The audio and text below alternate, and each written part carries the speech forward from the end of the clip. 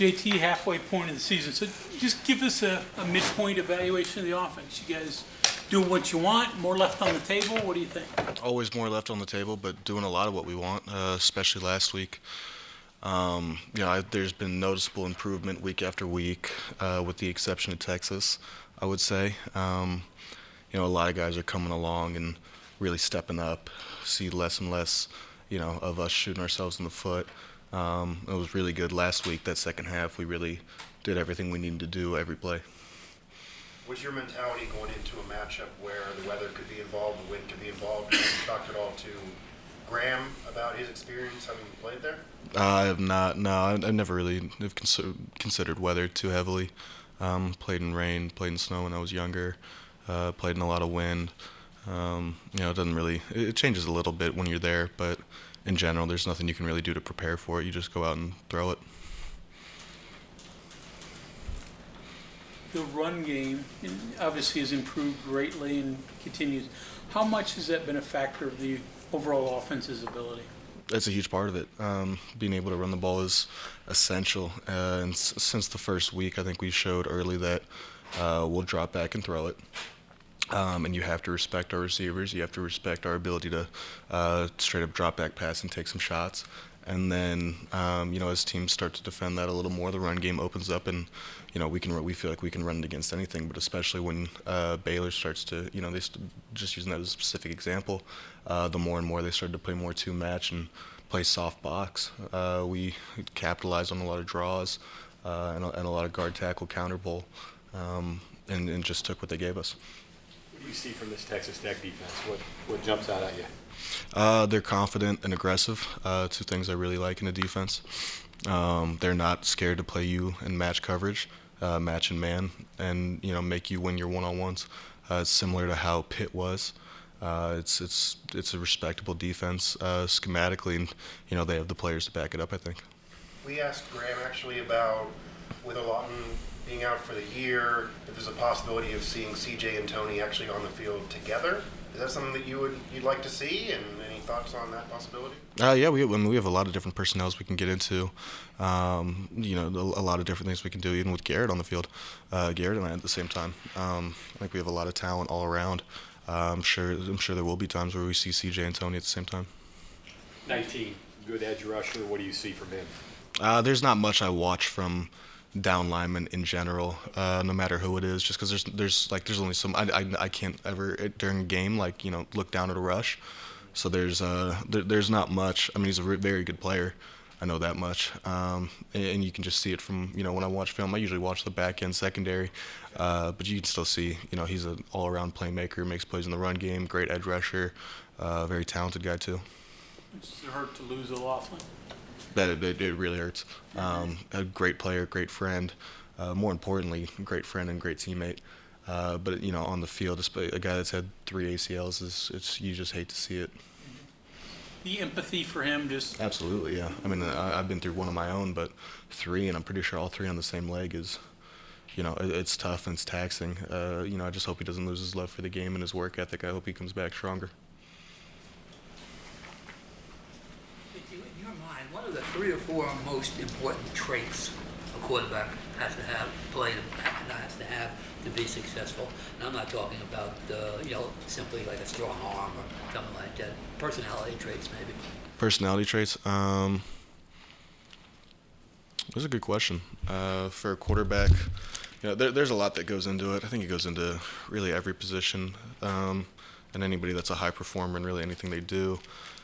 Quarterback specifically, I think confidence is probably the number one thing, which confidence is earned through preparation, in my opinion. I'd say fearless, not just in terms of taking a hit, but you'll throw picks, you'll make bad decisions, you'll miss game winners in your life, you'll throw game-losing picks. It's going to happen. To be a consistent performer as a quarterback, you have to be fearless. No matter if you threw 3 picks in a row on the last 3 passes, you have to be, quick memory, and just get over it and keep throwing, making the right decision. And if the right decision is that you got to rip one in there, you got to rip one in there, no matter what happened the plays before. You had one of those picks late this past week. How do you put that behind you? I wanted to make it interesting. I don't know. Yeah, it was, you just do, really. I've done it enough times. Just playing the game enough times. Like I just said, you're gonna have. Like I've thrown some game winners and I've thrown some game losers. And no matter what, like props to the defense, they absolutely stood up and made huge stops when they needed to in critical times. To me, I really don't think twice of it anymore. Like I've talked about it before, I treat every time you get on the field as its own individual scenario. So like after that, I'm like, this situation is tie ball game with 1:40 and 3 timeouts left. We got to get into field goal position at a minimum, keep the ball in our hands, and try and take off as much time as we can to score, and that's what we did. When you studied that play, what happened there? What caused the interception? I was being stupid. Yeah, it's 4-minute drill. Guy was looking at Bryce, not looking at the ball, and there was a lot of throws that game where I made, I think, some really good throws of where defenders are looking at receivers, and that's what happens when you play against match coverage teams that are covering man more than zones. And when they do that, good ball placement can put it right by their head, and there's a couple of those. That wasn't one of them, unfortunately. When you were younger, I'm sorry. A couple weeks ago after the Texas game, Coach was pretty hard on the receivers for drop passes and fundamental stuff. A week later, after the Baylor game, he obviously praised them for the effort. Kind of in between, what's your role as a quarterback in that, and in the fact that, do you play a role in supporting them through the good and bad times, or do you simply just go out there and play your game and keep throwing it around? I mean, when it comes to playing the game, like I have full trust in them, and there's nothing I can do about a drop pass. Specifically talking about playing the game, like I'm going to keep doing my job and putting it where it's supposed to be, and I trust them to continually do their job. And there have been a few, there not many, but there have been a few important drops, and it's going to happen. Like it happens everywhere. It sucks when they come on third downs or fourth downs. Those are big and can't have them. But as you saw last week, how many critical, difficult catches did they make throughout the whole game? I think they're just unlucky. Had a few of them in a few key times, and then I think they've done a great job to make it happen less and less. And last week they were incredible. You talk a lot with them, though. I mean, I kind of. Yeah, there's just nothing you can say about drops. Like I talk with them all the time on what I see this week and how we're gonna throw fade balls, how each guy's gonna get the ball. I'm involved heavily in all of that.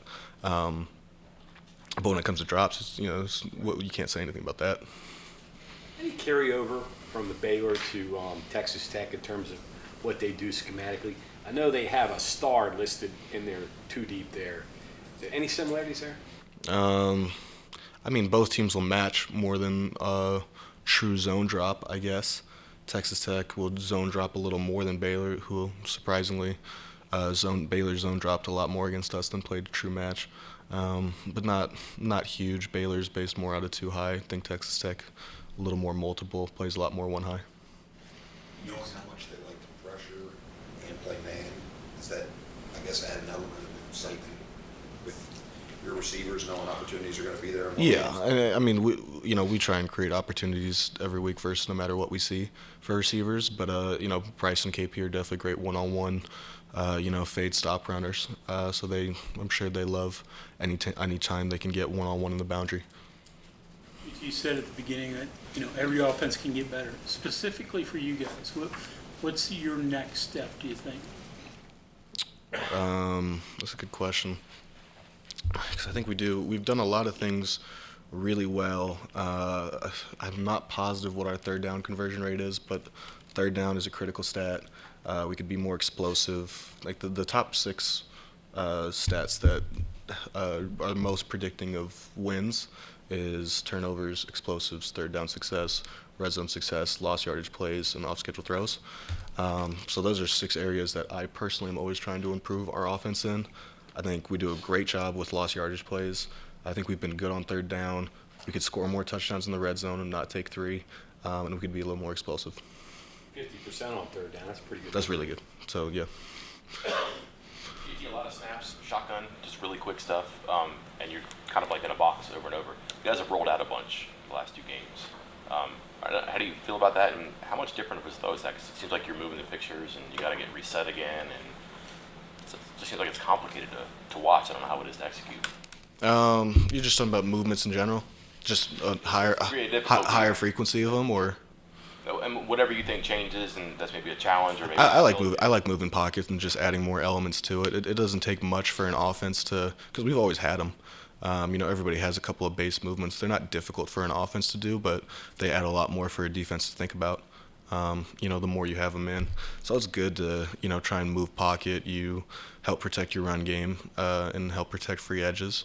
And then if you can get the ball to playmakers' hands quick and easy, it's a great part of the offense. Great to have, a few of them a game that are easy completions and hopefully, just get you to 2nd and 5.